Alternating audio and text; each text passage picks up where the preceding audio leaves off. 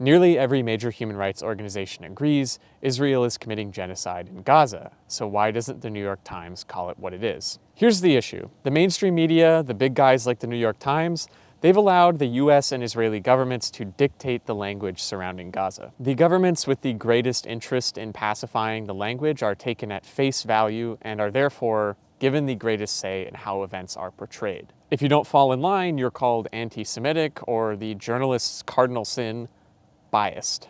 And this isn't because the mainstream is too naive to see what's happening in Palestine. A recent investigative report by Prism documented widespread pro-Israel bias in mainstream US newsrooms, including multiple instances of news outlets censoring their own journalists trying to cover Gaza. Many of these journalists use pseudonyms in the article for fear of being blacklisted. So one, I'm f***ed, and two, so is our media. The New York Times has specifically restricted use of the terms genocide and ethnic cleansing despite their accuracy. They've published and stood by what is effectively a propaganda piece. And to top it off, the group Writers Against the War on Gaza published a dossier connecting staff at the New York Times to Israel, some just through concerning quotes, others through direct ties to pro-Israel organizations. To this day, the New York Times still caveats Israeli war crimes with October 7th, even as famine spreads and over 1 million people are forced to evacuate Gaza City again. My point is, the mainstream media, even the so-called liberal side, misnames the genocide in Gaza seemingly because of a documented pro-Israel bias. They continue to downplay Israel's crimes against humanity in spite of human rights groups, scholars,